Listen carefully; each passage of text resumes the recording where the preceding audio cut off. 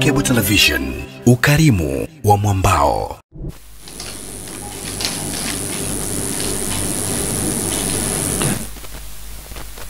Assalamu alaikum wa rahmatullahi wa barakatuh. Wapenzi watazamaji wetu, katika kipindi hiki tutakuwa namba 3 kwa mwaka huu, sahihisha ufahamu wako, na mada yetu ya leo ni kusaidiana katika mema sio mabaya. Tunaye Ustadh Samir Zulfikar, nasema Ustadh karibu, na anaongoza si mwingine ila ni mimi Hamza Zubair Rijal. Tumeingia mfungo 9, na tukisema hivyo kwamba tukitoka hapa tuko Rajabu, tukitoka Rajabu tuko Shaabani, na inshallah katika Februari 18 ndio tunaukaribisha mwezi wa Ramadhani. Mwenyezi Mungu atufikishe kwa uzima na uhai na tuweze kufanya ibada kwa kadri inavyowezekana. Ustadh, kabla ya hii mada yenyewe leo tunasema kusaidiana katika mema wala sio mabaya. Hebu kwanza tukisema, maana haya maneno kama zamani vile Rasul, neno na kinyume chake, word and opposite. Mema na kitu gani na mabaya yani? Tuanzie hapo kwanza. Bismillahirrahmanirrahim. Alhamdulillahi rabbil alamin. Wassalatu wassalamu ala ashrafil anbiya'i wal mursalin sayyidina Muhammadin wa ala alihi wa sahbihi ajma'in, amma ba'd. Assalamu alaykum wa rahmatullahi wa barakatuh. Asante Alhaji Hamza kwa utangulizi wako. Mema ni yapi na mabaya ni yapi?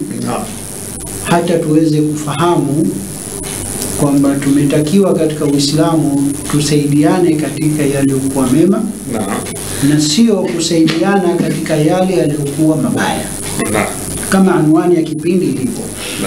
Sahihisha ufahamu wako. Leo tunataka tuzidi kufahamishana kwa baadhi ya watu ambao pengine kuna baadhi ya mambo wanayafanya katika maisha yao bila ya kujijua kwamba wanafanya makosa.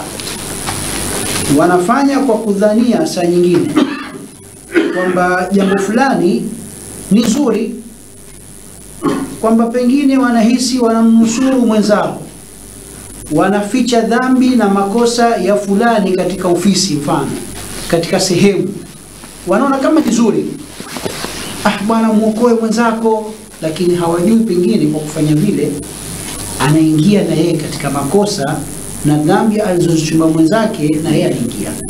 Kwa hivyo kipindi chetu kipo katika zaidi kuzidi kufahamishana kwamba ni yapi mema na yapi mabaya, na Uislamu umetutaka tusaidiane sisi kwa yale mema na sio kusaidiana katika mabaya. Sasa ni yapi mema?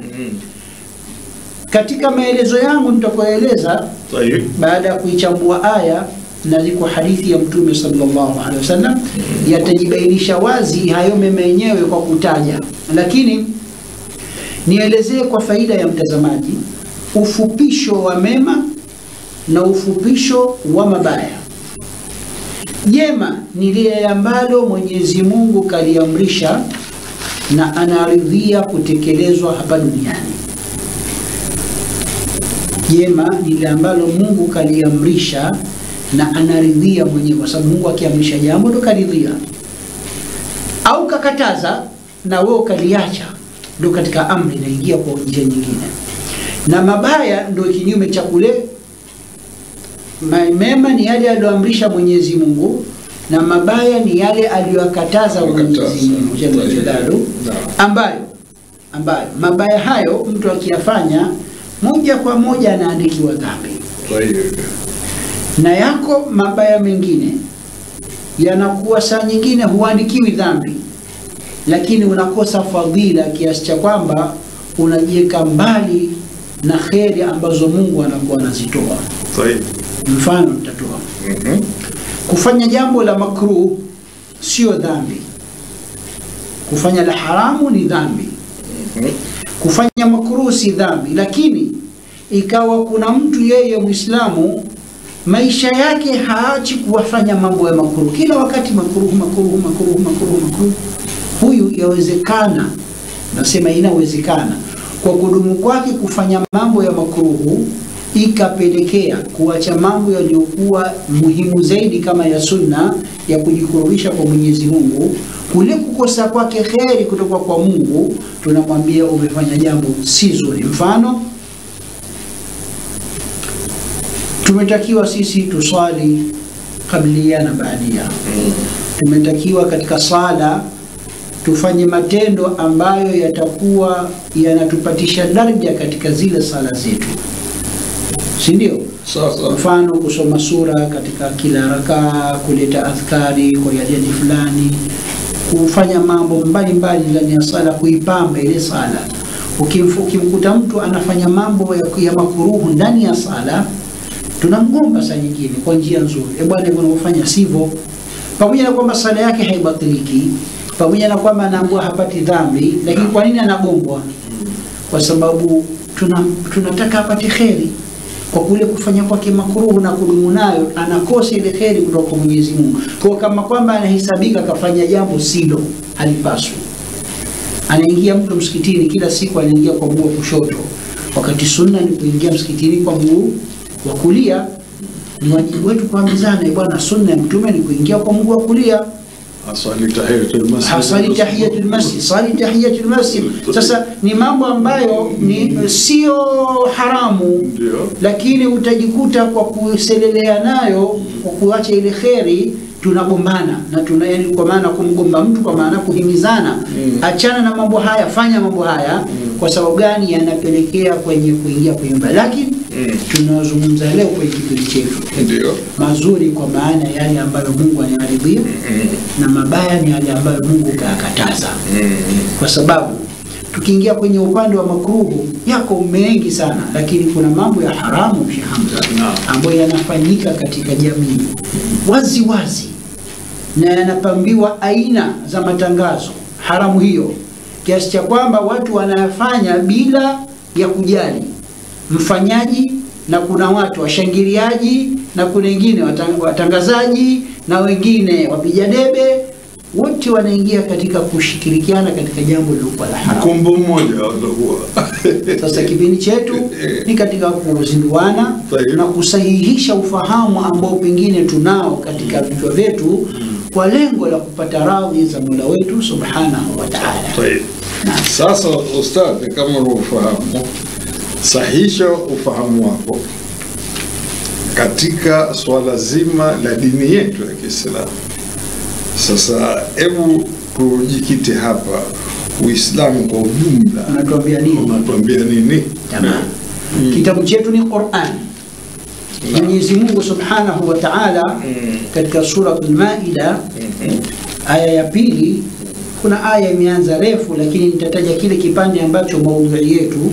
Mwenyezi Mungu Subhanahu wa Ta'ala akasema, wa ta'awanu 'ala al-birri wat-taqwa wa la ta'awanu 'ala al-ithmi wal-'udwan. Na saidianeni katika wema na yenye kupelekea uchamungu, na msisaidiane katika mambo ya maasi na yenye kuleta uadui baina yenu. Sawa. Wattaqullaha, na mcheni Mwenyezi Mungu, inna Allaha shadidul iqab, hakika Mwenyezi Mungu ni mkali wa kuadhibu siku ya Kiyama. Aya hii, kipande hiki ambacho tumekisoma, ndio dira kipindi chetu. Na ndio unwani imetoka hapo. Saidianeni katika albirru wattaqwa, wema, wattaqwa, wema. Yani unaweza ukasema kwa tafsiri hiyo si vibaya. Ndio tafsiri yake inakuja, saidianeni katika mema. Wala taawanu ala al-ithmi wal-udwan, na wala msisaidiane katika yale yaliyokuwa mabaya. Ndio taarifu ya ndio kipindi chetu. Lakini iko maana ambayo tunaweza tukaichambua zaidi. Mfano, wataawanu ala albirri wattaqwa, na saidianeni katika wema, kwa maana albir Wattaqwa kwa maana yenye kukupelekeni nyinyi kuwa wacha Mungu. Hapa kuna tofauti. Wako baadhi ya mufassirina wanavioni wamekwenda mbali zaidi katika kutofautisha albirru wattaqwa. Wala taawanu ala alithmi. Alithm ni dhambi. Kwa hivyo msisaidiane katika kuchuma madhambi. Aludwan inaingia kwa maana ya jambo la uadui baina yenu, yani dhulma, kufanyiana hiqdi, kufanyiana hasadi na mfano wake, kuchukiana na mfano wake, kuua, vita baina yenu vilivyokuwa havina kichwa na miguu. Msisaidiane katika jambo la kuleta fujo. Hata baadhi ya wanavyuoni wa hata zama zetu wanaingiza vile vile msisaidiane katika kuvunja amani. Inaingia katika udwan, kwa sababu udwan maana yake ni kufanya uadui, kuchupa mipaka katika jambo, na jambo ambalo watu wanaishi katika amani. Ukifanya vurugu maana yake umefanya umechochea, kwa hivyo umefanya jambo la uadui katika jamii. Wattaqullaha, na mcheni Mwenyezi Mungu. Hadithi hii, aya hii ndio inatupa sisi dira ya mazungumzo yetu. Ndani yake tunapaswa kujua, baada ya kujua maana ya albirru wattaqwa, tunapaswa kujua ni mambo gani hayo ambayo tusaidiane. Tunapaswa kujua vile vile ni mambo gani ambayo hatufai sisi kusaidiana, ambayo tulikatazwa. Tunapaswa kujua vile vile faida tunazozipata katika kusaidiana, na Uislamu umesema nini katika kuwasaidia wenzetu katika mambo mbalimbali. Na katika kusaidia kuna mambo yaliyokuwa makubwa zaidi na kuna mambo yaliyokuwa madogo. Kwa hivyo kadri utakachofanya, ukiweza kufanya makubwa maana yake thawabu zake ni kubwa zaidi, na ukifanya hata lile dogo basi Mwenyezi Mungu hatakuacha.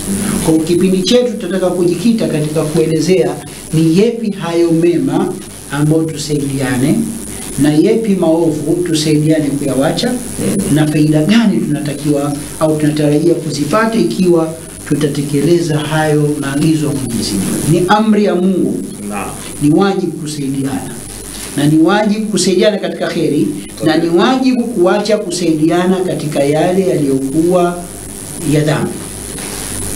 Mema mabaya wajibu, tusaidiane katika mema, tusaidiane katika mabaya.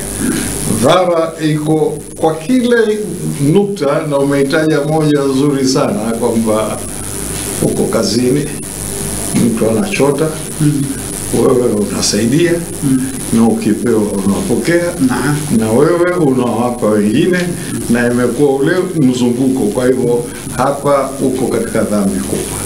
Lakini kila tukisaidiana katika wema ndipo tunapopata zaidi, na jamii kabisa inakuja inatengenea. Kwa sababu ikiwa tunasaidiana katika mema, kila kitu kitakwenda sawa, na ikiwa tunasaidiana katika mabaya, kila kitu kitakuwa kinakorogeka.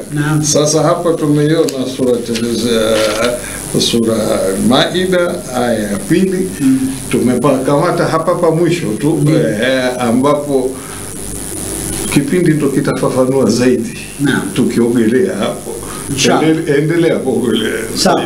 Wako baadhi ya wanavyoni wametofautisha baina albirru wa taqwa kwa faida ya mtazamaji.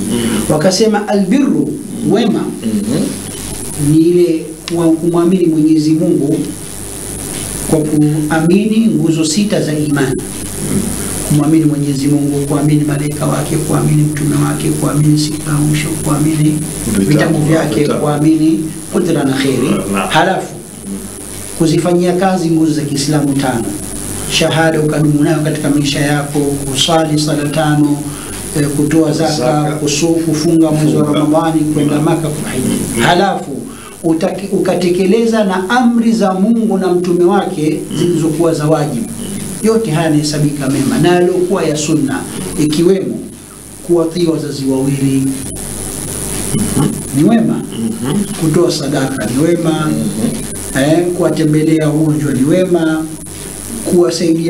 kuwasaidia majirani ni wema, kuwatazama mayatima ni wema, kuunga ukoo ni wema, kuwapa haki mume na mke, kila mmoja akampa haki zake, ni wema.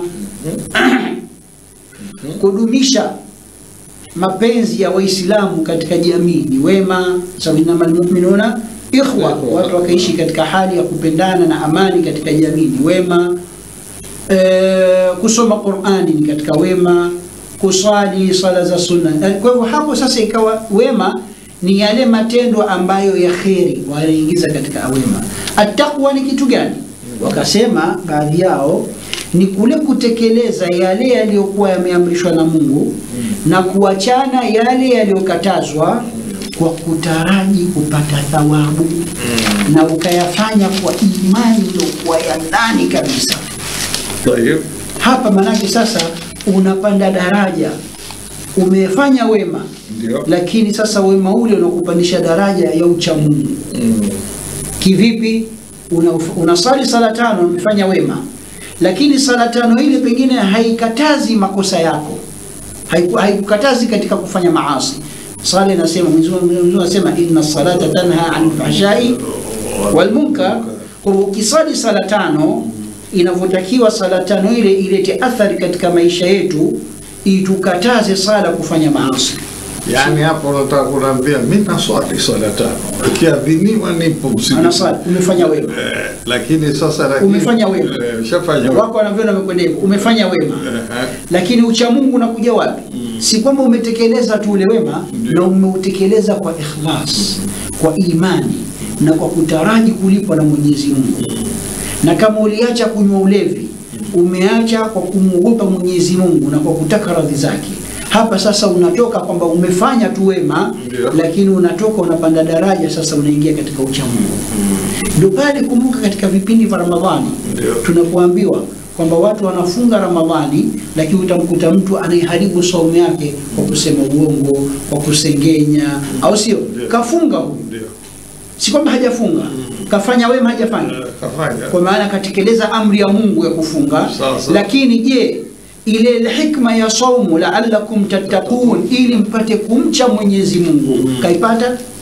Ataikosa kwa sababu kafunga, lakini haikuwa kwa imani iliyokosa, haikuwa kwa kutaraji thawabu na kuachana na yale yaliyokuwa yatakuzuia usikurubie kwa Mwenyezi Mungu. Anake kama tumekuja na mifano miwili. Moja ya swala. Unasali lakini kibaka. Unasali lakini mwizi. Unasali wewe mzinzi. Kwa hiyo na ipeleke katika kila ibada. Hija. Mtu akienda hija kafanya wema. Ndio. Si ndio? Lakini je, ile ibada ya hija imemtoa katika hali ya kawaida ya Muislamu wa kawaida ikampeleka katika hali ya kwamba yeye sasa amepanda daraja, amekuwa katika wacha Mungu? Si ndio? Yani kwa lugha nyingine, athari ya hija ipo baada ya kwenda mtu hija katika matendo yake ya kila siku. Maana kuna watu pale wanaporudi hija maovu ndio yamezidi. Sasa pale na kuna watu baada ya kurudi hija mpaka sasa anasemwa na sasa kwa maana hiyo, maana kuna baadhi ya wanaviona wakasema huyu kafanya wema kwa kwenda hija kwa sababu katekeleza amri ya Mungu, lakini hija yake ameshindwa kuifanyia practice katika maisha yake, hata ikabidi athari ya hija ikawepo ndani ya nafsi yake.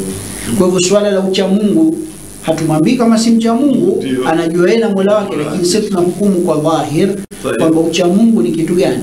Ni kule mtu akafanya mema aliyoamrisha Mungu na akaepukana na yale aliyokataza Mungu, mpaka akawa anakwea kidaraja. Kama alikuwa mbali, kwa maana mbali si masafa, kwa maana ukaribu wa daraja. Kama alikuwa mbali na Mola wake, basi anakuwa sasa ni mja aliyokuwa karibu na nani? Mola wake. Na nini ambacho mtu anakipata anapokuwa karibu na Mola wake? Ndio mcha Mungu. Mcha Mungu maana yake anafikia pahala Mwenyezi Mungu anampenda. Ndio pale anapoomba dua akanyanyua mikono, Mungu anatia kabuli. Ndipo kutoka watu wanawafuata wacha Mungu, mtu ana haja zake, si ndio? Kuna matatizo makubwa yanatokezea katika pahala, wanawatafuta nani? Wacha Mungu. Kwani kuna malaika hushuka akamwambia fulani mcha Mungu? Lakini watu wanaangalia dhahiri ya matendo anayoyaona yule mwanadamu. Wanasema huyu kwa matendo yake na hali yake, huyu tunamuona katika wacha Mungu. Kwa hivyo ile imani yao na husnul dhanna yao wanamwelekea, na kweli Mungu anakuwa anampa mtu kama yule, kwa sababu na kweli mcha Mungu utamkuta basi akinyanyua mikono Mungu anakubali. Kuna darasa pekee kunaweza tutakuja kuizungumza mbele huko, moja siku moja tuliwe kuomba tuzungumzie sifa za wacha Mungu. Tutakuja kuyazungumza siku za mbele ni kina nani hao. Sasa hii ndio tofauti baina albir wa taqwa. Lakini wako wanavyo wengine wamesema tusiumize vichwa, albir ndio taqwa na taqwa ni katika birri, kwamba zinaingiliana. Na hilo ndio ambalo nimetaka kupeleka wazi, kwa sababu watu watofautishe baina kufanya wema na baina ule wema ukazidisha na ucha Mungu ndani yake, ukazidisha na khushu ndani yake, ikaleta athari ya ucha Mungu. Sasa unakuwa na bwana wewe umekuwa mcha Mungu. Nadhani Sheikh Hamza nadhani tungekomea hapo kwenye kuweka utofauti, ili tuende mbele zaidi tuone yale ambayo pengine yatakuwa yanatusaidia kimatendo. Kama nilivyosema mwanzo, tuna haja ya kujua kupitia aya mambo gani ambayo sisi tunapaswa kusaidiana, ambao ndio katika mema. Hilo ni swala. Maana yake kusaidiana kwa namna gani? Maana kule kusaidiana hayo mema yenyewe. Maana yake afahamu mtazamaji, na wengine wanapata kusikiliza, huwa hataki kutizama, anasikiliza. Nini maana kusaidiana? Maana kuna utofauti baina mtu kufanya yeye mwenyewe amali na baina mtu kumsaidia mtu. Unapoamua kuswali wewe peke yako nyumbani chumbani, hakuna swala la kuchukua msaada wala kutoa msaada. Ni lako, athari yake imerudi kwako mwenyewe. Unapokwenda ukafanya ibada ya umra ni lako mwenyewe, lakini unapokaa ukasoma Qur'ani ni wewe. Lakini kuna amali za kheri ukizifanya wewe unapata kwa sababu umefanya kheri, lakini kuna athari ya ile kheri inamwendea mtu mwingine. Faida ile kheri inamwendea mtu mwingine. Hii inaitwa kheri ile, maana yake inakuwa almutaaddi, kwa maana mnasaidiana, inamwendea mwingine.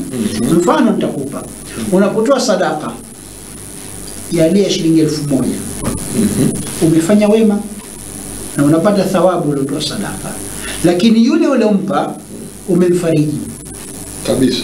Kwa hivyo umefanya jambo, wewe umepata thawabu kwa kutoa sadaka, na yule uliompa ile sadaka maana yake imeenda kumfariji na mtu, kwenda kumsaidia mtu. Kwa hivyo pale sasa unaitwa umesaidia. Nadhani umefahamu. Tayeb. Kuna watu wanakwenda, mfano natoa mfano ambao watu wengi wanafahamu hili, wanakwenda hija. Si kuna vikundi vya kwenda hija, na kuna viongozi ambao wa vikundi wanapeleka watu hija. Kuna malipo unafanya, kuna huduma gani utafanya, lakini mwisho wa habari kuna baadhi ya watu wanapofika kule wanaingikiwa, wanakwama kufanya baadhi ya amali.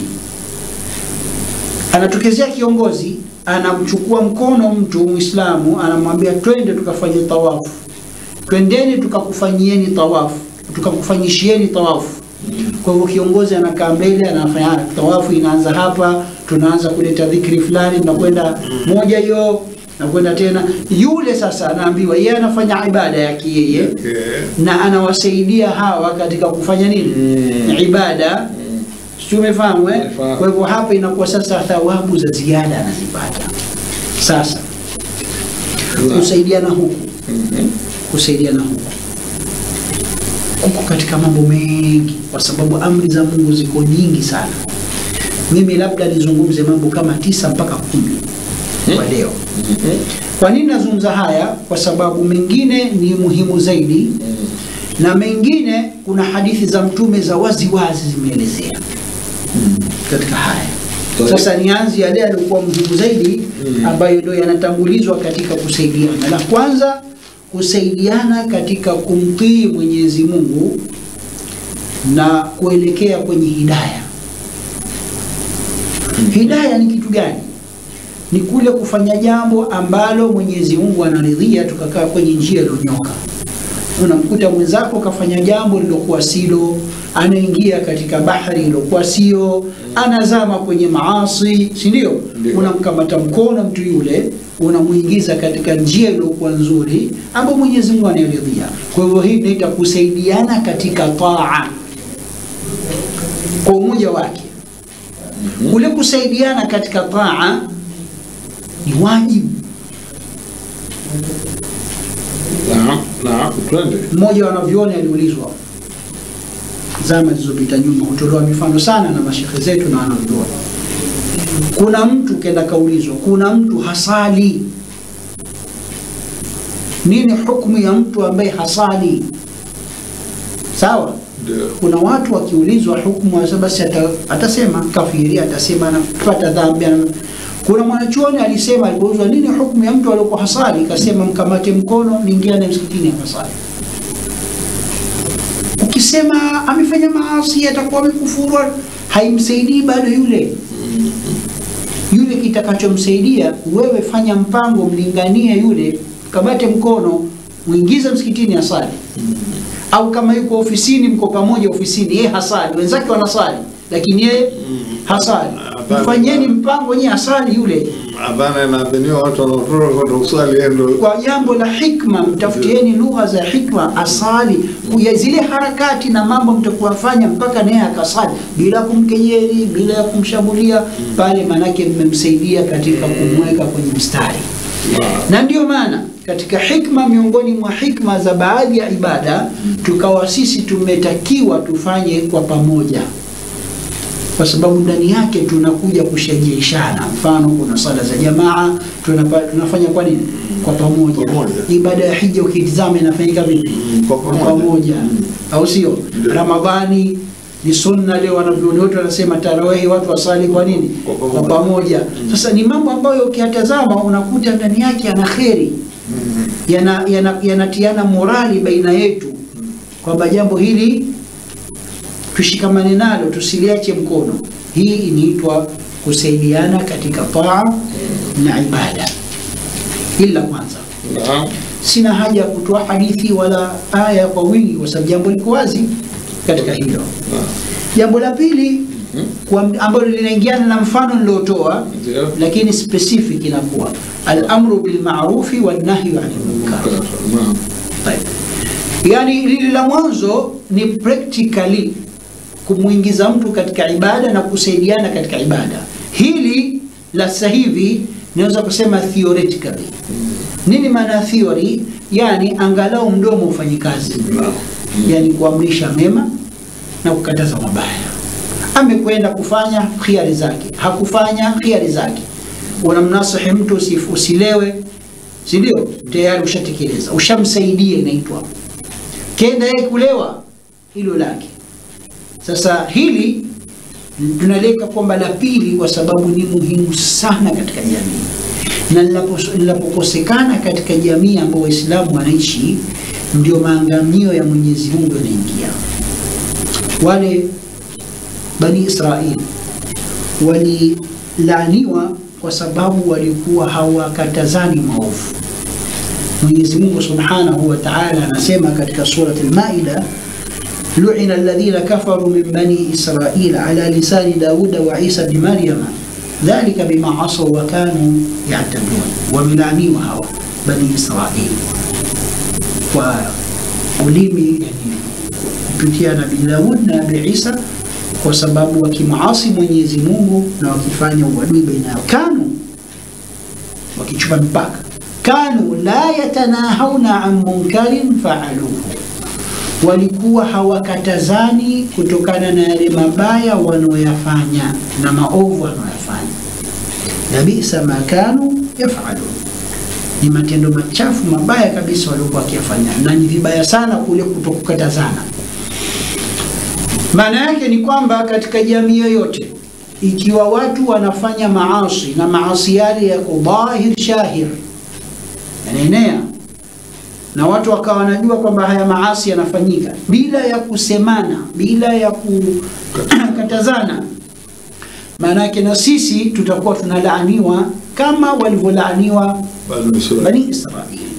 Na nini maana kulaaniwa? Kuwekwa mbali na rehma za Mwenyezi Mungu Jalla Jalaluhu. Ndio pale utajikuta kila jambo letu haliwi, neema zinapungua, mvua zinapungua, mambo yetu hayawi, si ndio? Maradhi kwa wingi. Kumbe kuna maasi tunafanya, hatuambizani, hatukatazani, na wengine mpaka inatokezea tena nakama za Mwenyezi Mungu zinashuka katika maeneo. Na Mtume sallallahu alayhi wasallam katupa miongozo mizuri sisi, akatuambia man raa minkum munkaran falyughayyirhu biyadihi, yeyote kati yenu atakayeona jambo baya linafanyika katika jamii anayoishi nayo na akawa na uwezo wa kimamlaka wa nguvu wa kuweza kulibadilisha jambo lile, akaliondoa maasi yale akaweka aliyokuwa mazuri, basi na afanye hivyo. Falyughayyirhu biyadihi, kwa maana na afanye kupitia mamlaka alionayo na nguvu alizonazo, sio mkono. Si kwa maana mkono, la mkono hapa kwa maana ya mamlaka alionayo na nguvu alizonazo. Na Kwa maana na mkono unafanya kazi, kwa sababu ndio yenye kuchukua reaction. Fa illa yastati', Mtume akasema, na kama mtu hawezi kutumia nguvu na kutumia mamlaka alionayo, fabilisani, basi angalau atamke, aseme, jamani, haya maasi tunafanya tuachane nayo. Ndio pale makhatibu kwenye sala za Ijumaa hawaachi kusema, ndio pale wahadhiri katika sehemu mbalimbali misikitini hawaachi kuelezea, ndio maduati kila siku wanasema. Angalau kule kusema peke yake ni sehemu ya kuleta takhfif ya ghadhabu za Mwenyezi Mungu. kuliko kaiachia watu wanajifanyia. Naam. Wa illa yastati', na ikiwa mtu hatuweza katika haya mawili fabiqalbihi, yani yughayyirhu biqalbihi, alibadilisha ile jambo kupitia ndani ya moyo wake, kwa maana alichukie, asifurahikie maasi kufanyika. Mtume akasema wadhalika adhafu al-iman, na huku ndio imani ya mwisho kabisa ya chini. Yani basi uwezi, basi yote, basi hata kuchukia huwezi. Kwa lugha kama hiyo, huwezi kukataza, huwezi kuondoa maasi, huwezi kukataza maasi, basi hata kuchukia huwezi. Kinyume chake manake ima utakuwa mfanyaji au utakuwa msherehekiaji na mwenye kuyafurahia maasi yale, si huchukii, na wewe utakuwa huna sifa za mu'min. Mu'min hawezi kufurahia maasi kufanyika. Nadhani tumefahamiana. Sasa hii ndio maana sahihi ya kusaidiana katika yale yaliyokuwa mema na kutokusaidiana katika yale ya kumuasi Mwenyezi Mungu. Kuamrishana mema na kukatazana mabaya. La tatu ambalo hili la pili ukiliangalia Sheikh Hamza, linaingiana kuamrishana mema. Ndio umma wetu umepata faraja, umepata baraka, umepata utukufu kwa sababu hiyo. Mwenyezi Mungu Subhanahu wa Ta'ala anasema nini? Kuntum khayra ummatin ukhrijat linnas, nyinyi ummati Muhammad mmekuwa ni umma bora kuliko umma zote nyingine. Sababu gani sisi tumekuwa umma bora? Ta'muruna bil ma'ruf wa tanhauna 'anil munkar, kwa sababu mnaamrishana mema na mnakatazana mabaya. Maana yake tukiacha kuamrishana mema na kukatazana mabaya, sisi tunaondoa ule utukufu aliotupa Mwenyezi Mungu kwamba ni umma bora. Ndio pale tunakuwa sisi na wale Bani Israeli tumejishusha sisi daraja, tunakuwa sawa sana. Lakini kinyume chake, ikiwa maisha yetu, kwa sababu watu kumuasi Mungu wataendelea kumuasi, kadri ibilisi uko hai ataendelea kushawishi. Lakini kadri watu wakifanya maasi, lakini na watu wanatoka katika kuamrisha mema na kukataza maovu, basi sisi tutabakia kuwa ni umma bora. La tatu, kulingania katika njia ya Mwenyezi Mungu.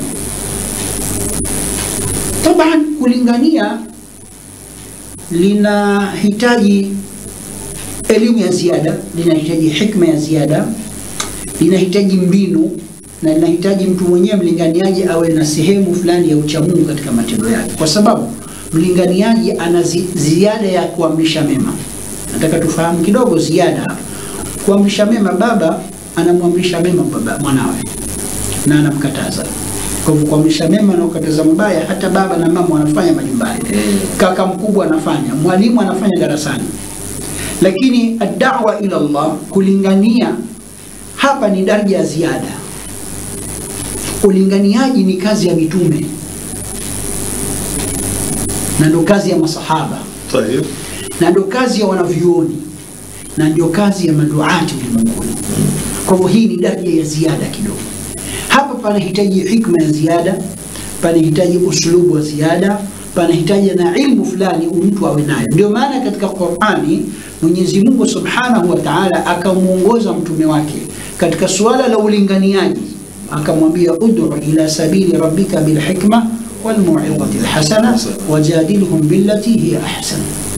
Lingania katika njia ya Mola wako bil hikma, kwa kutumia hikma, wal mau'izati al hasana, natumia maneno mawaidha aliyokuwa mazuri, mepesi matamu, wajadilhum billati hiya ahsan. Na ikitokezea ukajadiliana nao hawa makafiri, kwa sababu ukiwalingania wanaweza wakaleta hoja zao, patazuka kitu mjadala, basi wajadilhum billati hiya ahsan. Unapojadiliana nao, jadiliana nao kwa kutumia lugha iliyokuwa nzuri, maneno mazuri, katika hali iliyokuwa nzuri. Sahihi. Huu ni mwongozo kwa Mtume sallallahu alaihi wasallam. Na ndio maana ikawa leo ulimwenguni katika zama hizi tulizonazo kuna faculty nzima katika university za Kiislamu, kuna faculty nzima ya kulia dawa,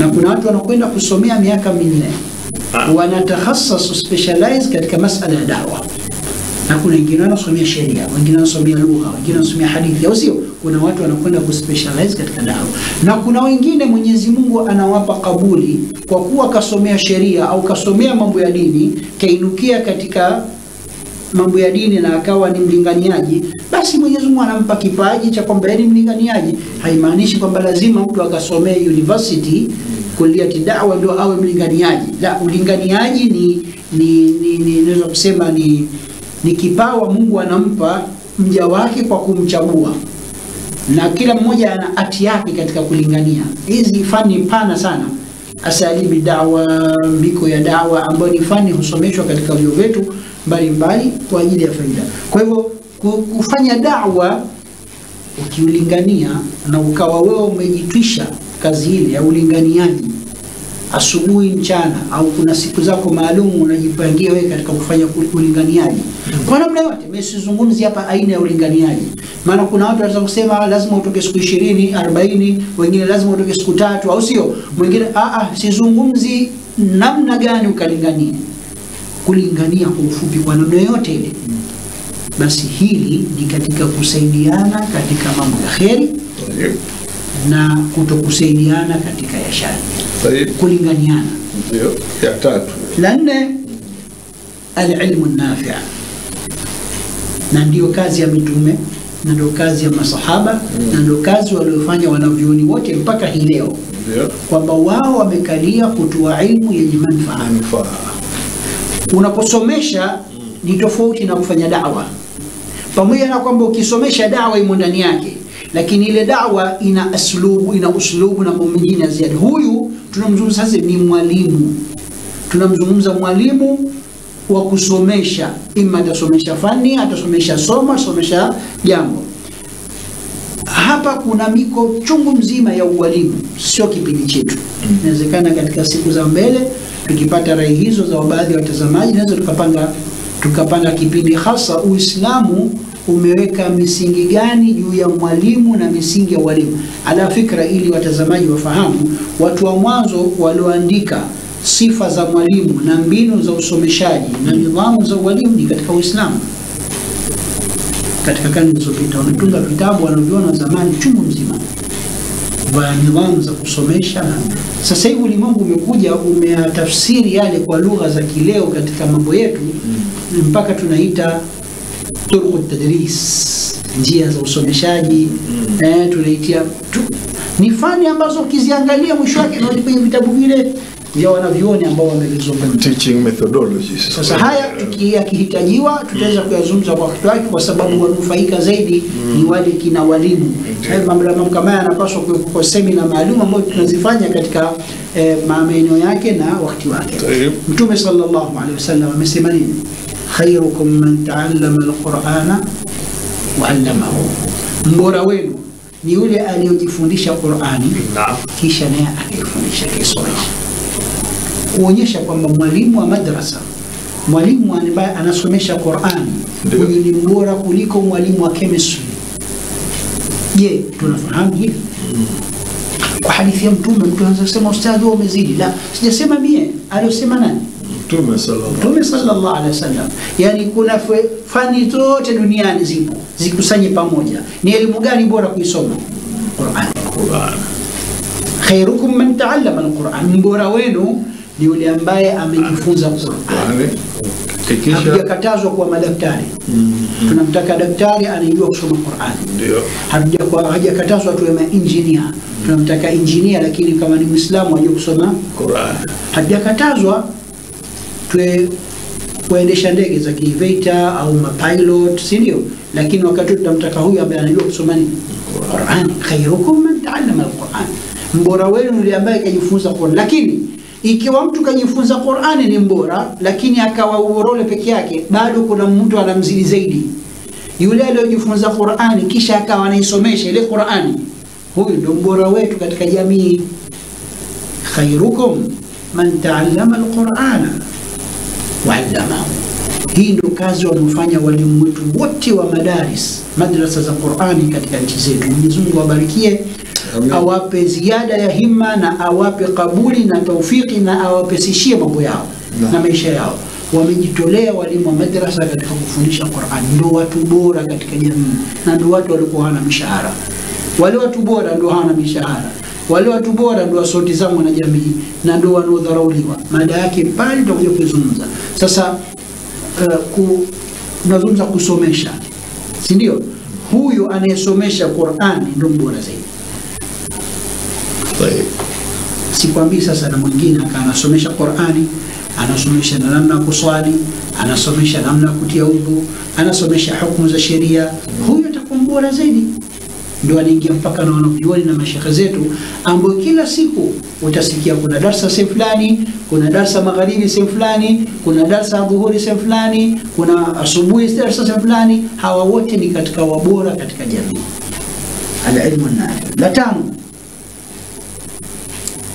ukiangalia Sheikh Hamza haya yote tulazungumza, haya yote haya manne tulazungumza mpaka sasa hivi ni mambo ambayo ukiyafanya manufaa yake yanarudi kwako mtendaji na anamrejea yule unamfanyia. Si ya kwazi nadhani hakuna haja ya kusherehesha. La tano ni kumlipia mtu madeni anayo. Kwa nini naleka la tano na mengine nakuja mbele? Kwa sababu katika mtu katika maisha ya duniani haya hata akifikia mtu akakopa, nazungumza katika hali ya kawaida. Sizungumzi wanaokopa kwa ajili ya kufanya biashara, kuongeza mitaji, kwa ajili ya kufungua project zake nyingine, kujiongeza. Nazungumza mtu wa kawaida. Mtu wa kawaida hata akafikia kukopa katanzwa. Na kukopa ni katika kheri kubwa, kwamba kwa sababu unakopa wewe hutaki ugaiwe, kwamba utarejesha. Sasa mtu akawa na madeni na hali yake ni mbaya, hawezi kulipa, mu'sir, akatokezea mtu akenda akamlipia madeni yule mtu mwenye madeni asoweza kulipa. Hii ni katika amali tukufu katika Uislamu. Mtume sallallahu alayhi wasallam amemsifu mtu wa aina kama hii, man yassara ala mu'sirin, mwenye kumwepesishia aliyozidiwa na madeni, yassara Allahu alayhi fi dunya wal akhirah. Mwenyezi Mungu naye atamwepesishia mambo yake mtu huyo dunia na akhira. Ndio maana katika wale watu wanaostahili kupewa zaka katika aya kule Qur'ani, إنما الصدقات للفقراء والمساكين والعاملين عليها والمؤلفة قلوبهم وفي الرقاب والغارمين. wametajwa. Al-gharimin ni nani? Wanastahiki kupewa zaka ni watu wenye madeni ambayo yamewazidi madeni yale, hawana uwezo wa kulipa. Sawa? Huyu anastahiki kupewa zaka ili unamsaidia akalipe nini? Madeni, unamfaidi. Hilo ni la sita. La tano. La sita, kumkidhia mtu haja zake. Kumkidhia mtu haja zake kivipi? Ana kupigia mtu Sheikh Hamza, bwana Sheikh Hamza, salamu alaykum, na haja kidogo na wewe tuonane. Unampa miadi, basi tukutane leo, kesho, basi tukutane kesho kutwa, mfano. Kutokana kila mmoja na program zake na harakati zake. Mnakutana, anakuhadithia tatizo, ana tatizo. Iwe ana tatizo la kifamilia, ana tatizo la kazini, ana tatizo na rafiki yake, ana tatizo, si ndio? Bwana na matatizo kadha, kuna sehemu ile pale, kuna fulani, naomba msaada wako. Hataki pesa ule, lakini anataka kidogo mtu ampe faraja ya kumsaidia. Unamwambia, sikiliza, hili jambo mimi ninaliweza, yule mtu alikufanyia hivi mimi namweza, kesho asubuhi tukutane kazi zetu. Mnatoka mnakwenda, unamwendea yule mtu, bwana mbona kuna fulani hapa ukasema kadha, kuna tatizo gani? Kuna hivi, basi hebu mfanikishie jambo lake, na muombea kadha. Basi sawa, hapa tatizo, aje kesho nitamfanyia. Yule mtu siku ya pili anapewa.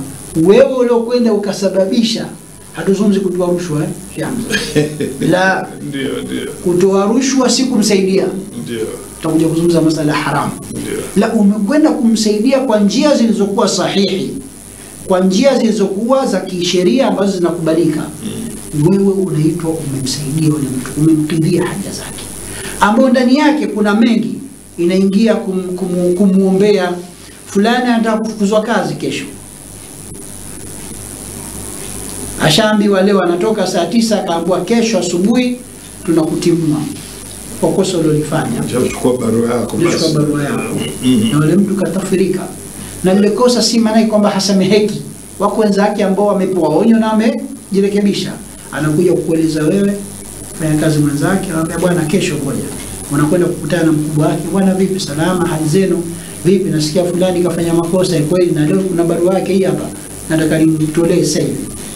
Wewe sasa ukazungumza naye, bwana namuombea, msamehe binadamu, kutokezea matatizo kama haya, hebu tumfikirie maisha yake, kosa lake alilofanya inawezekana akalirekebisha kadha, au sio? Unazungumza na kama anayefanya hivi siku zote anakuwa ni mtu mwenye jaha, yani ni mtu anaheshimika katika jamii. Kwa hivyo wanakuwa wanawaombea baadhi ya watu na kuwasaidia. Hili nalo linaingia katika kumkidhia haja yake, na lina thawabu kubwa sana. Linaingia katika hili la kusema. Hili namba 6. Namba hii 6 na namba 7 na namba 8 hadithi yake ni moja, tabia kuzungumza. Namba 7 kumsitiri Muislamu mwenzako. Kuna watu maskini na mafakiri wamefikia pahala na nguo moja tu, Sheikh Hamza. Tunaishi nao, hatujui pengine. Iwe wanaishi mitaani kwetu au kuna mitaa ya mbali wanaishi. Au ana nguo mbili tu. Inakauka hii, anafua hii. Ndio. Akivua hii, anavua hii. Zikija baridi, ikija msimu wa baridi, hana cha kujifunika hata usiku kwa ajili ya kujigubika na baridi. Kuna baadhi ya watu hapa analala na mablanketi ya kifahari. Ile blanketi ambayo kanunua mwaka jana, anasema baridi ya mwaka huu ni blanketi sitaki tena, anatupa jana. Basi kama ile blanketi nzuri na linalalika vizuri, wewe utakubadilisha kuchukua jipya, hali yako inakuruhusu, kanunue. Hili ambalo zuri nalo, kuna watu maskini hawana hata shuka la kujifunikia. Sahihi. Ya redu kina kumsaidia ukamstiri. Hizi nguo zako ambazo wewe Mungu akupa uwezo, una uwezo wa kubadilisha kila baada ya miezi 6 au mwaka. Zile ambazo zimeshachakaa, ambazo wewe kwako bado una uwezo kuzivaa, si kwamba zichachanika. Maana watu wasijakadhania tena unakitoa kile kibaya, la, kinachotakiwa ukitoe hata kile kipya ndio kizuri zaidi. Mtu Mwenyezi Mungu asema lan tanalul birra hatta tunfiqu mimma tuhibbun. Hamtofikia wema mpaka mfikie pahala mnatoa kile mnachokipenda. Yani haimaanishi lazima kiwe kipya, lakini ikiwa kipya ni bora zaidi, kwa sababu hakuna sopenda kipya. Lakini kuna wakati mtu anavaa mfano kanzu na unaendelea kubugia kanzu yako na unaipenda, lakini kwa sababu ushaivaa unahisi fulani anahitaji nimpe yeye, mimi nitanunua nyingine, bado ile ambayo umeitoa wewe unaivaa na unahitaji, basi wewe katika watu wa kheri. Sikwambii ukitoa kilichokuwa kizuri zaidi, sikwambii ukatoa kipya ukaenda madukani ukanunua kipya hasa ukaenda ukafariji watu ambao hawana hata vivazi vya kuvaa. Kuna watu wanapata tabu katika kuvaa, ukaenda ukawastiri wanawake ambao pengine hawana vivazi vya kujistiri vizuri, ukaenda ukawatafutia. Wewe unaingia katika kodi, umewasaidia, kuna baraka kubwa sana unaipata. Na la 8, kuwalisha mafakiri na maskini na wenye haja, it'amu ta'am, kuwalisha chakula watu. Kwa maana ukampa mtu msaada akapata nafasi ya kula yeye na familia yake. Watu wanakaa na njaa. Kuna watu kwa siku anakula mara 5. Anachakua ofisini, anachakua nyumbani, anakula, akifika ofisini anakula, anaita breakfast. Siku hivi sasa breakfast ile nyumbani au ile ofisini ya saa 4.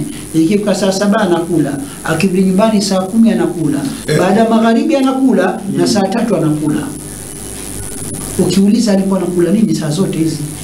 Lakini ndio Mungu kamjalia. Kuna watu milioni 2 wanaitafuta kwa siku.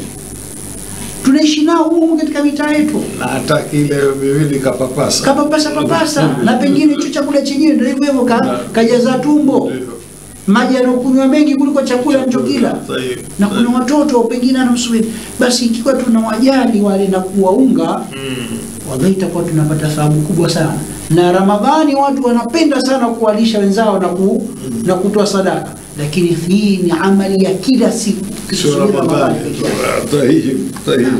Haya yote haya matatu, kuanzia la ile la kukidhi deni, la kumkidhia mtu haja yake, kumstiri na kumlisha, haya yote yamekusanywa katika hadithi ya Mtume sallallahu alaihi wasallam iliyopokewa na Muslim na Imam Tirmidhi. Mtume sallallahu alaihi wasallam anasema nini? Sasa tuisome hadithi tuone. Mtume anasema man nafasa an muslimin kurba, mtu yoyote ambaye watamfariji muislamu mwenzake kutokana na matatizo alionayo,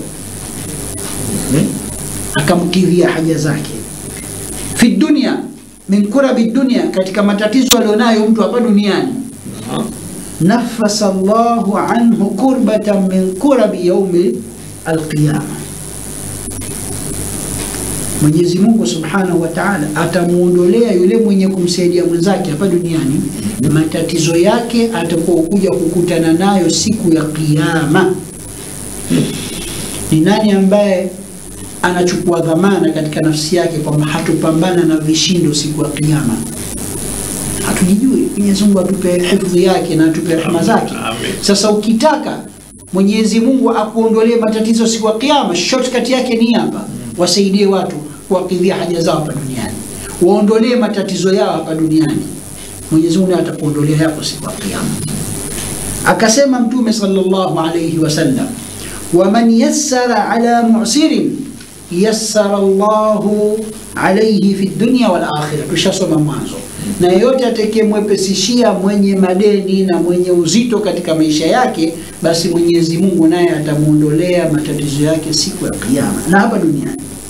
Wa man satara ala muslimin fi dunya, na atakayemsitiri muislamu mwenzake hapa duniani, satara Allahu alayhi fi dunya wal akhirah, Mwenyezi Mungu atamsitiri mja wake huyo hapa duniani na kesho akhira.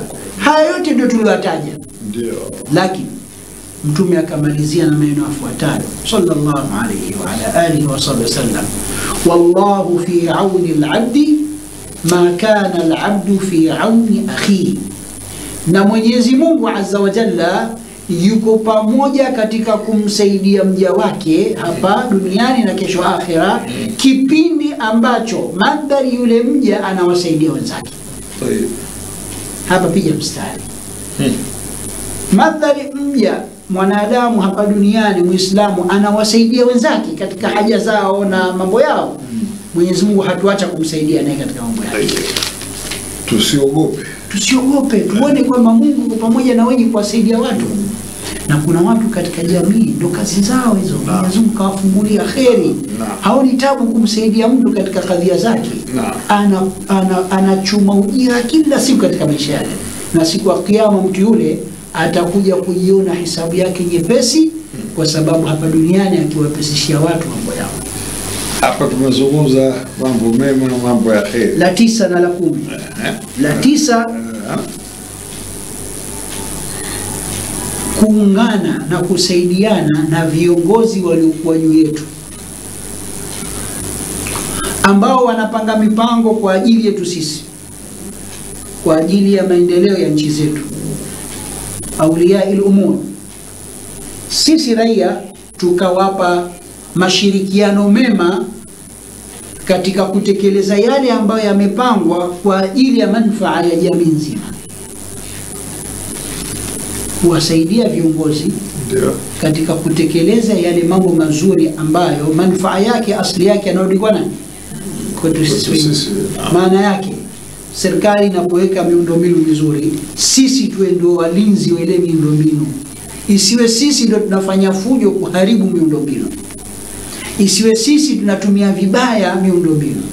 Inapokuja serikali, msizungumzie serikali ina gani, yoyote ile. Inapozungumzwa serikali imejenga hospitali, imejenga visima mfano, imejenga maskuli, imejenga barabara, au sio? Imejenga sisi ndio tunatakiwa tuwape msaada wale serikali na viongozi katika kufanya nini? Kutekeleza ile miradi na kuitunza vile vile. Ili ipate kudumu. Kule kuwasaidia na kuwa nao pamoja katika yale mambo ya kheri ni katika kusaidiana katika kheri. La 9. La 10, kusaidiana katika kuondoa uhalifu katika jamii. Hii sasa pana sana. Kusaidiana katika kuondoa uhalifu pamoja na kuweka uelewa mzuri katika jamii, katika nafsi za watu. Yote yanaingia pamoja. Mwizi anapoiba, mtu anapoiba, sio wewe umchukue umfiche. Ukimficha hata ikiwa ndugu yako, pale hujamsaidia. Sawa? Pale wewe umeficha makosa yake yeye. Mwizi, kuna sheria zimeweka katika nchi zifanywe kadha. Huyu ndio kumsaidia. Ndio pale mwanzo tuliposema, mko ofisini unamwona mtu anachota, anaharibu mali ya umma. Wewe ukanyamaza kimya, ukamtazama, ukamfumbia macho, na unatamani nawe ya kuingize katika zile tipu zake anazozitoa. Hapa tunaharibikiwa. Tunachotakiwa tusaidiane katika kufanya nini nimesema? Kusaidiana kuondoa uhalifu, uchafu na kwa namna yote ile. Yani iwe sisi ni wenye kusaidiana, sio tunamezeana. Umefahamu eh? Kama ni kupiga ripoti kwenye vyombo husika, kapige ripoti, kuna fulani wanafanya hivi nini. Thubutu, ukifanya dunia itakuelemea wewe, utaambua wewe kazi yako kuwachomikia watu. Kwa sababu jamii haiko tayari katika kuelekea kwenye njia ya Mwenyezi Mungu. Kila mmoja amekalia maslahi yake. Atakwambia mtu, bwana niachie zamu yangu bwana. Kuna ngapi wamepita hapo wamechukua? Iwe mimi tu ndio unanikaba hivyo. Wengine kwamba mbona unanikabia kooni huko, unanikabia kwa juu. Hapana. Lazima tusaidiane. Na ndio maana hata Mtume sallallahu alaihi wasallam alisema katika maneno yake, umsur akhaka zaliman au madhluma. Mara nyingi tunasema maneno haya. Mnusuru ndugu yako ikiwa ni mwenye kudhulumu yule mtu au anadhulumiwa. Masahaba alisema huyu mwenye kudhulumiwa tunamjua vipi tumnusuru? Kwa kumfanyia mpango haki yake ipate. Ndio tutamnusuru. Kadhulumiwa, tutakwenda mahakamani, tutafanya vile, tutakwenda kumuona yule aliyodhulumu amrejeshie haki yake, si ndio? Lakini huyu aliyodhulumu vipi tutamnusuru? Tunakasema kumzuia naye vile vile asiendelee kudhulumu. Kuliko asite kudhulumu. Ndio kumsaidia kwake yule. Ndio at-taawunu 'ala al-birri wat-taqwa. Hiyo ndio maana halisi. Yako mengi Sheikh Hamza, hayo mambo ambayo ni kama ni mifano, lakini nahisi itoshe kwa haya mambo 10. Mengine sasa mtu mwenyewe akikaa kitako akisikia kifuatilia kipindi ataweza kuingiza na hili na hili na hili. Mtu akasema je, kuchimba kisima, naam, watanufaika watu kupata maji. Je, kufanya na kitu fulani, kila litakalokuwa la kheri ambalo manufaa yatarudi kwa watu, basi itaingia katika kusaidiana katika mambo ya kheri. Faida tuzipatazo katika kusaidiana mambo ya kheri. Faida ziko nyingi. Tuzitaje. Maana hapo ambazo ukiziangalia ndio mbali ya faida, tunahitaji vile vile kujua ni mambo gani ambayo tunatakiwa tusisaidiane. Upande wa pili wa aya, wala taawanu ala al-ithmi wal udwan. Ipi nianze mwanzo, hii au nianze faida? Mambo ambayo tusisaidiane, tuingie kabisa huko kisha tupate faida, au sio? Naam. Sasa mambo gani ambayo tusisaidiane? Al-ithm. Al-ithm maana yake ni mambo ambayo yatakuwa yanatupatisha dhambi. Naam. Na yanatujengea uadui na kufanya uadui baina yetu, wal-udwan. Mambo ya kuchupa mipaka. Mwenyezi Mungu hataki jambo hili lifanywe, sisi tukafanya. Na falsafa ile inayozungumza kwenye kutekeleza mambo mema, na ndio falsafa ile inayozungumza katika kuacha yaliyokuwa ya haramu. Kuna mema kuna mema ukifanya ni lako la kuhusu wewe, sawa? Lakini kuna mema ukifanya yana athari katika jamii, na kuna maovu ukifanya ni wewe unafanya kama wewe, ndio. Lakini kuna maovu ukifanya inakuwa wewe umefanya na madhara yake yanakwenda kwa mtu mwingine. Sawa Sheikh Hamza? Sawa. Mfano, mtu ikiwa huswali umefanya maasi. Ikiwa huswali umefanya maasi, athari yake inakurejea mwenyewe.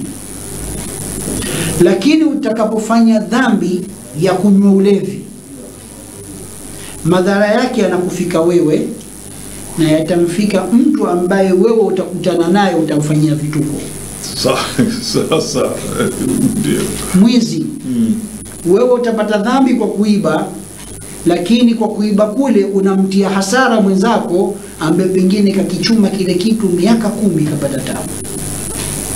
Zina, unamharibu mtoto wa mwenzako, ndugu wa mwenzako, unasababisha ujauzito, unasababisha maasi kuzagaa, unaleta athari. Kwa hivyo lolote litakalokuwa katika maasi, sasa tunakuja kusaidiana katika maasi. Tunatakiwa tusisaidiane katika hali zote. Tusimsaidie mtu katika maasi anomfanya yake peke yake, wala tusimsaidie mtu katika maasi ambayo athari yake itarudi kwake na kwa jamii. Yani kwenye maasi tunatakiwa kwa hali zote tusisaidiane. Tatoa mifano katika jamii yetu ambao Uislamu wetu unakuwa nao, ambao kama tulivyosema kule nyuma, kumshirikisha Mwenyezi Mungu mfano na kukufuru ni maasi akbarul kabair, ashirku billah. Unapoamua mtu kumshirikisha Mungu unafanya maasi, lakini ukamsaidia mtu amshirikishe Mungu, hatari kubwa na wewe umo. Mimi nataka nende kwa mganga nkaroge, nitakupeleka mimi. Na wewe mpelekaji unachuma dhambi kama yule anavyozichuma. Nadhani nimelisema jambo liko wazi kabisa. Hakuna haja kupenya huko wala huko. Umeona eh? Sawa. Mimi yule atanitambua yule. Nitakwenda nitamtukana ni mnyambe mwanzo mpaka mwisho. Twende nitakupeleka na gari mimi. Ukamalize vizuri na wewe umo. Maasi yote yale ambayo mtu utakaofanya, maasi yale ikiwa wewe ukawa ni sababu ya lile jambo kufanikisha, unaingia katika dhambi. Falsafa hii imetoka wapi? Naam. Kwenye hadithi za Mtume sallallahu alaihi wasallam, ambao ukiacha swala hili la kumshirikisha Mwenyezi Mungu kwenye maasi ndio la pili ambalo kubwa lao. Kwenye maasi tutatia mambo 10, kwa sababu tunasema maasi yoyote yatakapokuwa usimsaidie mtu. Falsafa hii Mtume katuelezea katika baadhi ya maasi, Akatuambia Mtume sallallahu alaihi wasallam kwenye kunywa ulevi, na kupa mfano ulevi. Halafu tuone, nadhani kila mmoja ataweza kugundua kwamba kweli kuna makosa yanafanyika na maasi yanafanyika, mtu anaona kama masahara. Mtume sallallahu alaihi wasallam amesema katika riwaya mbalimbali, kulasa yake ikiwemo riwaya na Ahmad, la'ana Allahu al-khamra. Kuna riwaya nyingine, Mwenyezi Mungu amelaani ulevi katika 10 ashya. Mwenyezi Mungu amelaani ulevi mambo 10 ndani yake. La'ana Allahu al-khamra, Mwenyezi Mungu kalaani ule ulevi wenyewe, kaulani. Wa asiraha, na mwenye kutengeneza ulevi kwa ajili ya nafsi yake mwenyewe. Zamani watu wakitengeneza ulevi mtaptapu ule na mwingine anaitengenezea. Wa mu'tasiraha, na yule ambaye kapewa oda atengeneze ulevi wa mtu ambao si wake, ndio watu wa viwandani hao wanaotengeneza kwa ajili ya kuuza, kwa ajili ya kumpelekea mtu. Wa sharibaha, wote wamelaaniwa. Anayekunywa, sawa, wanne huyo. Wa hamilaha, na mbebaji, mchukuzi, kabeba kreti za ulevi, naye yumo, amelaaniwa na Mwenyezi Mungu. Wal mahmula ilayhi, na ule anayepelekewa, kaagizia, ndeteni kreti mimi bwana, nataka kreti 6, naye yumo, kalaaniwa. Wa bai'aha, na muuzaji, inawezekana kama muuzaji asilewe, lakini kwa kuwa ni muuzaji yumo na yeye. Wa mubta'aha, na mnunuzi, hata kama halewi, mnunuzi naye katika watu waliolaaniwa.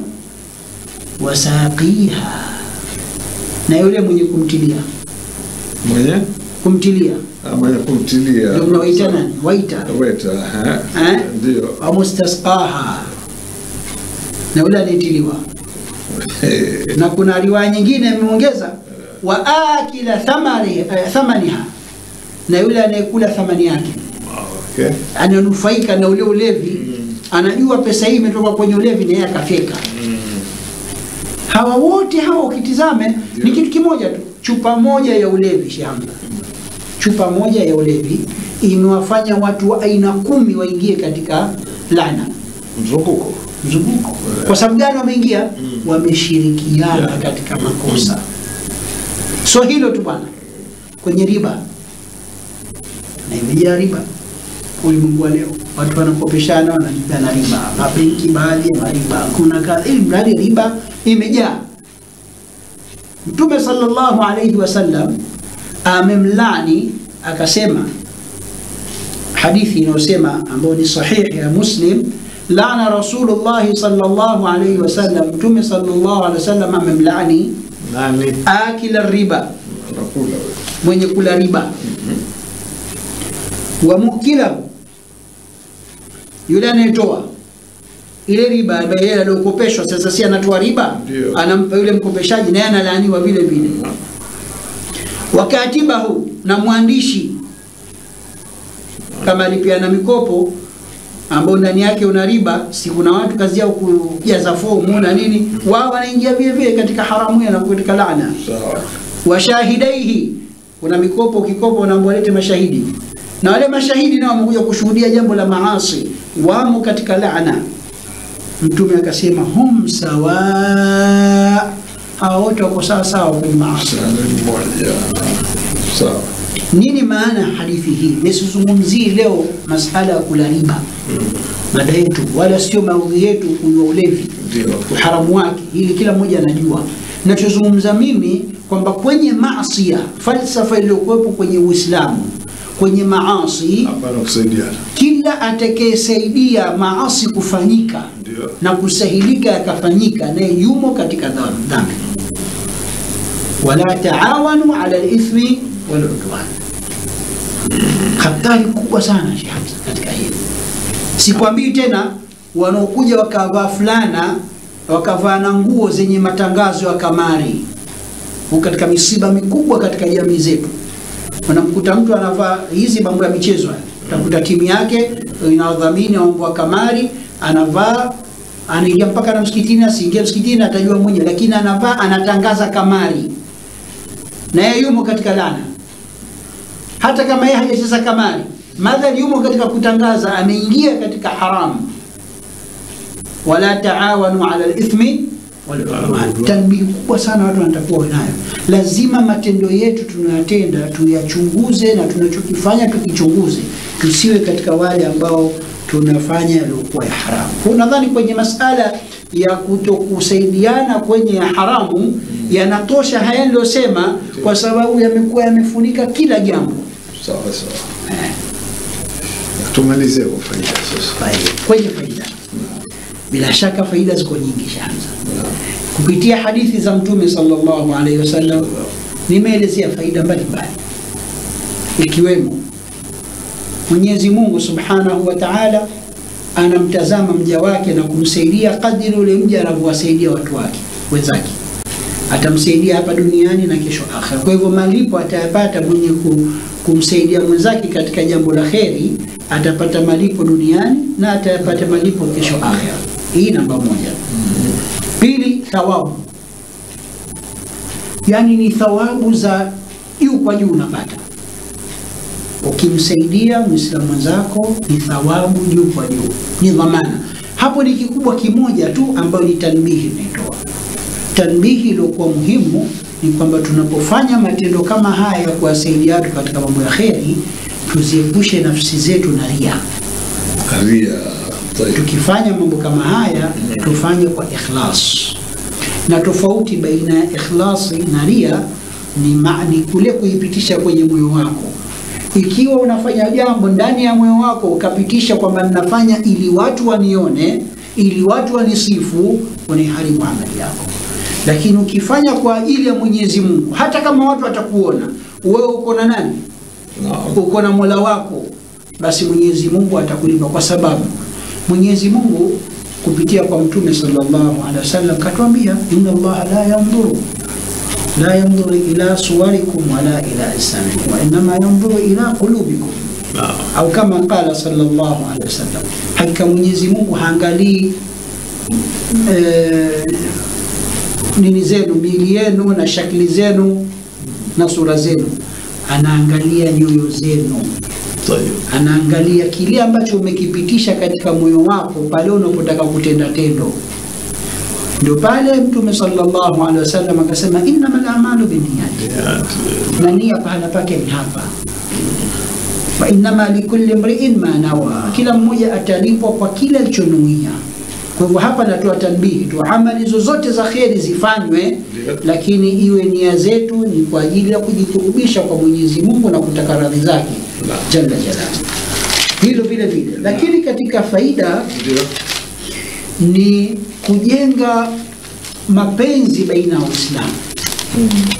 Na hili utalipata katika hikma za zaka na hikma ya sadaqa, kwamba inajenga mapenzi baina ya Waislamu. Inaondoa chuki ya baina ya matabaka, baina ya matajiri na maskini, au wenye nacho na wasiokuwa na nacho, kwa sababu yule mwenye nacho anamjali yule aliyokuwa hana na kumuunga. Kwa hivyo inajenga mapenzi baina ya watu, wanaishi kwa kupendana. Kwa kusaidiana watu wanapendana. Halikadhalika katika faida inapelekea kusababisha watu kurejeshewa haki zao waliokwisha dhulumiwa. Na inapelekea kudumu na kuenea kwa uadilifu katika jamii. Kwa sababu mnaposaidiana katika mambo ya kheri na mkasaidiana kuondoa mambo ya shari, na mkasaidiana katika kutokulindana katika mambo ya kheri, mambo ya shari, maana yake mnaondoa uhalifu. Mkiondoa uhalifu, maana yake mtaishi kwa amani. Hii ni la msingi, amani itakuwa inatawala katika sehemu. Mtaishi kwa kupendana, mtaishi kwa kuenezeana haki baina yenu. Ndio. Si ndio? Haya yote ndio ambayo tunahitaji katika jamii ambapo watu wanapoishi waweze kuishi maisha yaliyokuwa mazuri. Kuna mahakama leo zimewekwa kwa zingine. Kila serikali duniani sina kama mahakama. Kwa nini kama mahakama? Ni kama mahakama ili haki za watu ziweze kutimizwa. Kwa sababu watu watakapoishi, huyu atamnyang'anya huyu, huyu atamnyima huyu, si ndio? Wapi mwende? Mahakamani. Na bali tunaambiwa katika katiba za nchi nyingi duniani mahakama ni mhimili unaojitegemea, hauingiliwi. Haya yote kwa sababu ni kitu muhimu. Vyombo vya dola duniani vinaweka amani. Kuna vyombo vinaitwa vya usalama, kuna maaskari, kuna majeshi. Hao kazi yao nini?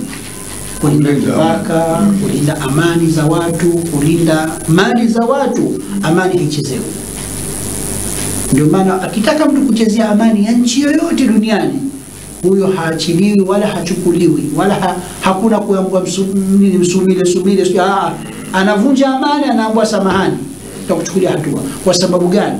Unapohatarisha amani, hakuna chochote kingine kinaweza kufanyika baada ya pale. Mambo yatakolapse. Amani itamzuia mtu asifanye ibada, itazuia watu wasisome. Amani ikitoweka itazuia watu hata kutoka katika majumba yao. Kwa hivyo hili nalo vile vile tukisaidiana katika kueneza kheri, tukasaidiana katika mambo yaliyokuwa mazuri, na tukawa hatusaidiani katika maovu, italeta haya yote katika jamii tunazoishi. Halikadhalika katika mambo yaliyokuwa muhimu sana katika kusaidia, inapelekea mtu daftari lake kuendelea kulipwa kila baada ya pale mpaka kufa kwake, na baada ya hapo ikiwa katika lile alilolisaidia litakuwa katika sadaka jaria, lile ambalo kalisaidia linaingia katika sadaka jaria. Mtume sallallahu alayhi wasallam alisema, idha mata ibn adam inqata amaluhu illa bi thalath. Mwanadamu anapokufa amali zake zinakatika, kwa maana haendelei kulipwa isipokuwa mambo matatu. Sadaqa jaria, moja hiyo, ikiwa akatoa sadaka yenye kudumu, au ilmin yuntafa'u bihi, au akatoa ilmu ambayo watu wananufaika nayo, au waladin salihin yad'u lahu, au akaacha mtoto mwema akawa ule mtoto anaendelea kumwombea dua. Huyu mtu akifa kaacha sadaqa jaria, mfano kajenga kisima, ndio, au kajenga msikiti, au kajenga madrasa, mfano au kajenga skuli katika mtaa wake, watu wananufaika na chombo kile, yeye ameshakufa. Kadiri ya watu wananufaika na ile sadaka jaria yake, na yeye hukualiko kaburini fil barzakh anaendelea kulipwa. Ilmu vile vile, shekhe yote, mwalimu yoyote anayesomesha ilmu yake kwa kutaraji thawabu kutoka kwa Mwenyezi Mungu, akifa mtu yule, wale watu wakawa wananufaika na ilmu ile na kusomeshana, na yeye kule endelea kupata thawabu hakala. Kwa hivyo hili nalizungumza kwa zaidi. Kwa sababu gani? Inawezekana ukampa mtu pesa akale, yule akila ndo amekula amemaliza. Lakini ukitoa jambo likawa la kudumu, manake na thawabu nazo zinaendelea kudumu. Na ndio maana ikawa katika Uislamu kuna mlango mzima wa kuweka wakfu. Na wewe uzuri wenyewe Hamza, wewe mtaalamu wa mambo ya history, mtafiti, misikiti ya Mji Mkongwe takriban, nilikaa siku moja na mtu wa wakfu anambia misikiti ya Mji Mkongwe takriban yote ya zamani ndio ilijengwa na ina wakfu zake, bali ilitoka sheria huwezi kujenga msikiti mpaka uonyeshe wakfu zake ziko wapi.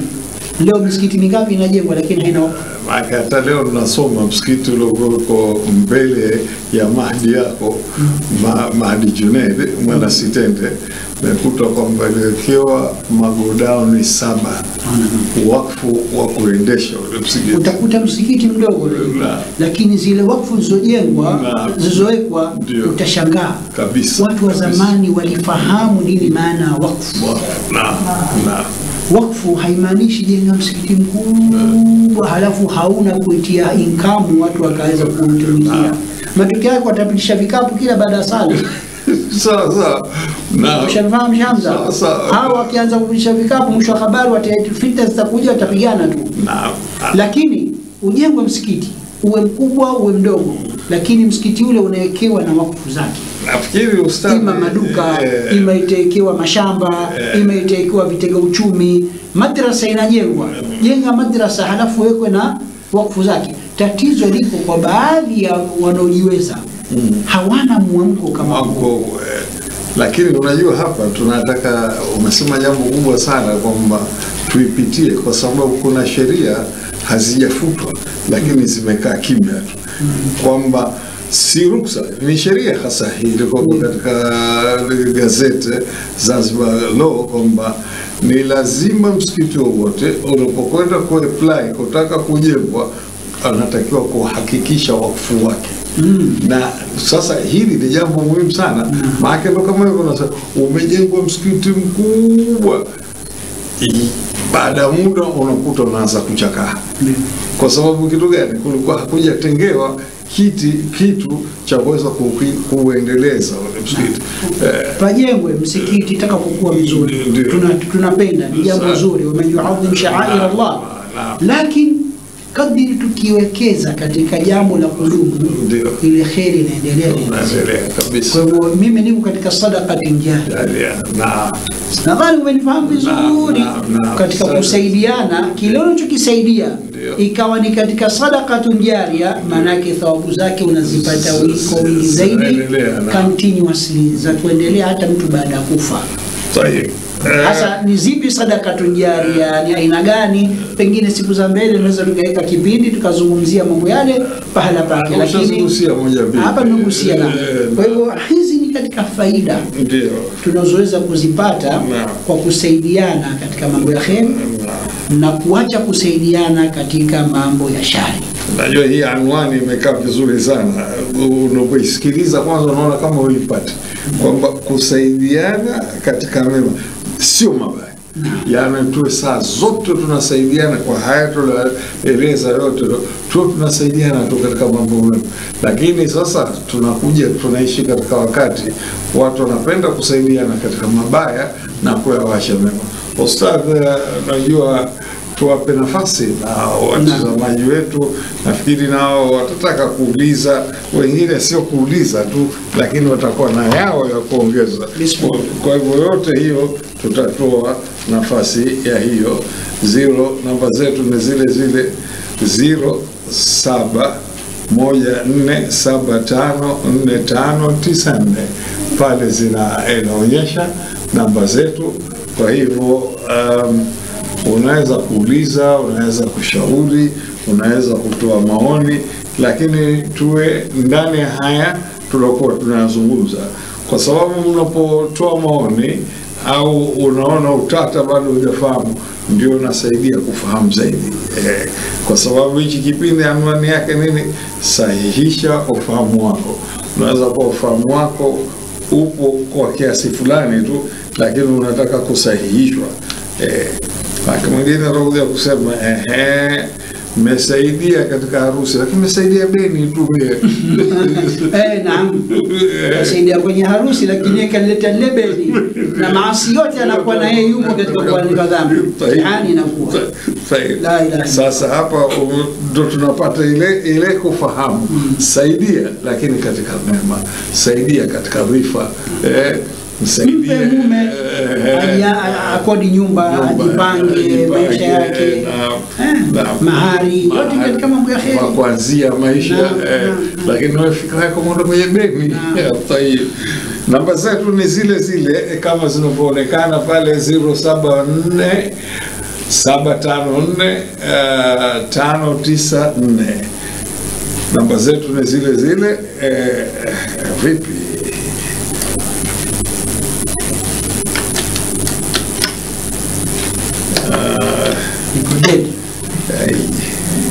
Sipati ile si tatizo. Nadhani hata muda wetu umefikia vizuri. Kama utaruhusu niongeze kama kitu kimoja au viwili. Sawa. Pamoja na summary. Kama nitakuja baadaye, lakini kwanza niongezee vitu vile ambavyo tunaishi navyo katika jamii yetu. Katika mambo tunatakiwa kusaidiana, ni haya mambo ya kheri ambayo tunaishi nayo katika jamii yetu, yanayoitwa mambo yanayopeleka mbele Uislamu. Ikiwemo mfano madrasa zetu. Muhimu sana nisahau katika kuelezea. Madrasa zetu zinahitaji kusaidiwa. Kwanza zinahitaji zile posho zinazowekwa ada watu walipe. Lakini vile walimu zile ada pengine haziwatoshi. Saa nyingine kuna matengenezo yanataka kufanyika, vifaa vinataka kununuliwa, hakuna uwezo. Sisi wazazi na wanajamii wa Kiislamu tunapaswa kuwasaidia wale. kwa kile kidogo ambacho Mwenyezi Mungu katujalia nacho. Tuwe tunawatazama kwa mkono mzuri ili tuwazidi kuwapa moyo. Nazungumza walimu wa madrasa kwa sababu ndio watu ambao wametupika, hawana mishahara rasmi, sio kupitia serikalini wala kupitia jumuiya wala wazee. Ni watu ambao wanaishi kwa namna ambao wanafahamu. Nasema kwa sababu na mimi nimetoka kwenye safu hiyo ya walimu wa madrasa na ndio gurudumu letu tunakwenda nalo.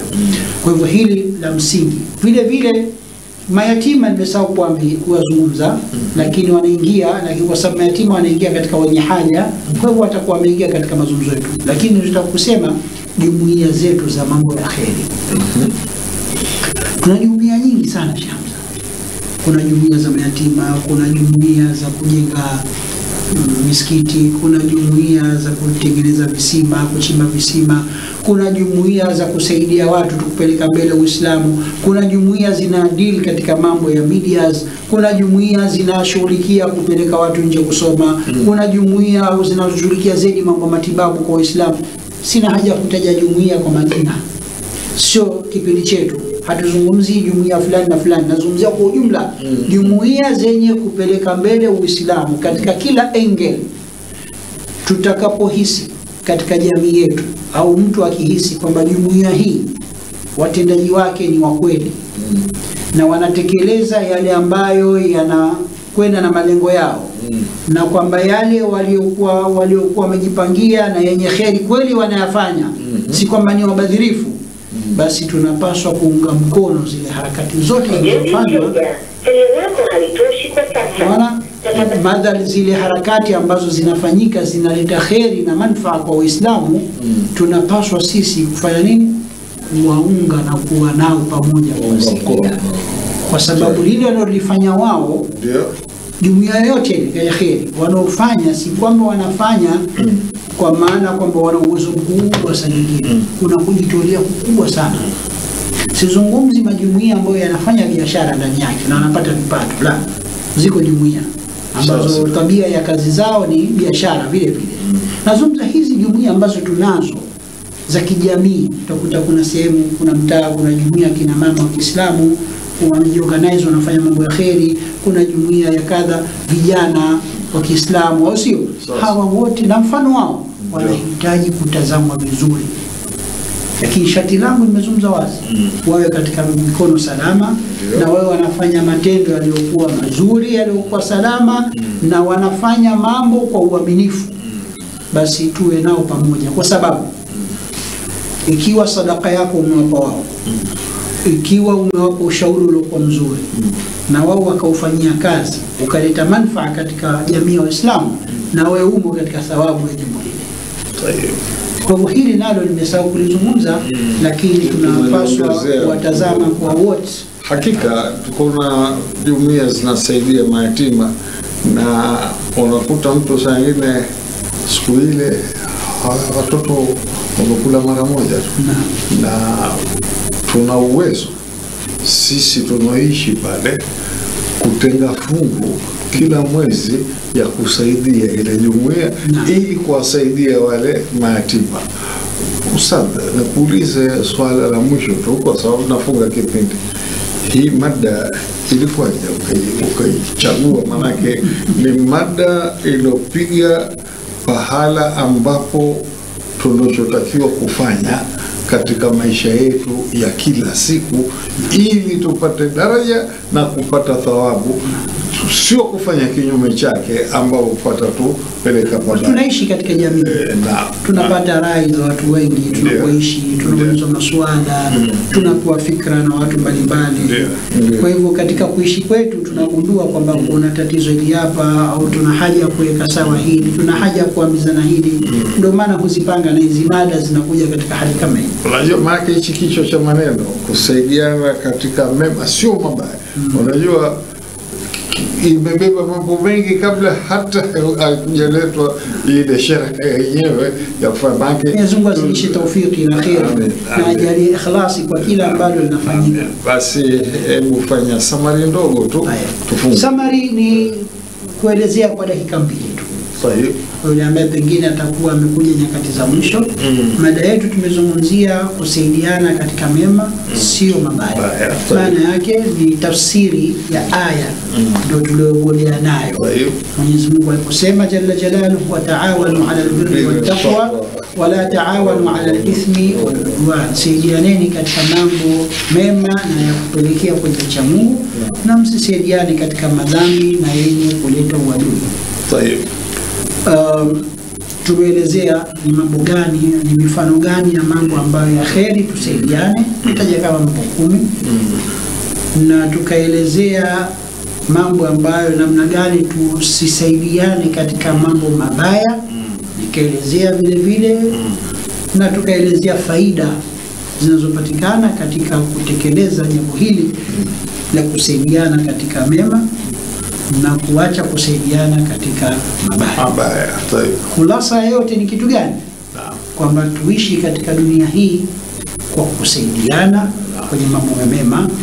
Sisi sote ni wahitaji wa wenzake.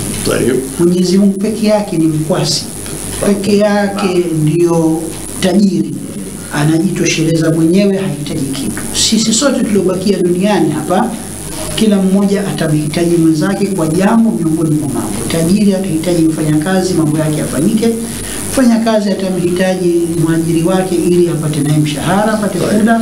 Kila mmoja anamhitaji mwenzake. Maana yake kilichobaki kila mmoja amsaidie mwenzake kwa lile jambo ambalo analihitaji kusaidiwa, na yeye anapata msaada kutoka kwake. Tusaidiane katika yale yatakokuwa ya kheri, na tuache kusaidiana katika jambo lolote la haramu ambalo litapelekea kosa radhi za Mwenyezi Mungu azza wa jalla. Tusome dua tufunge kibeti. Bismillahirrahmanirrahim. Alhamdulillahi rabbil alamin. Wassalatu wassalamu ala rasulillahi Muhammadin wa ala alihi wa sahbihi ajma'in. ربنا تقبل منا إنك أنت السميع العليم وتب علينا إنك أنت التواب الرحيم. اللهم عافنا والطف بنا واحفظنا والمسلمين. اللهم اكفنا شر مصائب الدنيا والدين.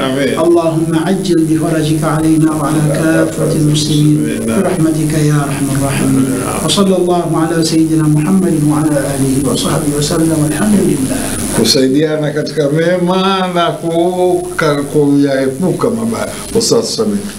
Tunafurahi. Aliongoza kipindi si mwingine ile ni mimi Hamza Zubair Rijal.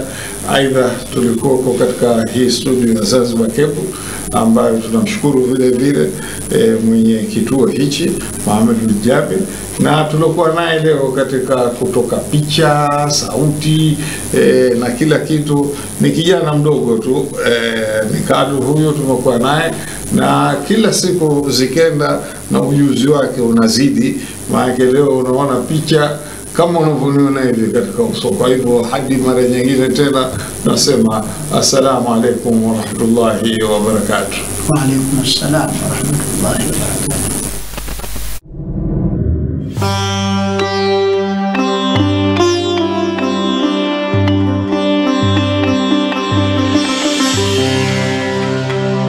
Zanzibar Cable Television, ukarimu wa mwambao.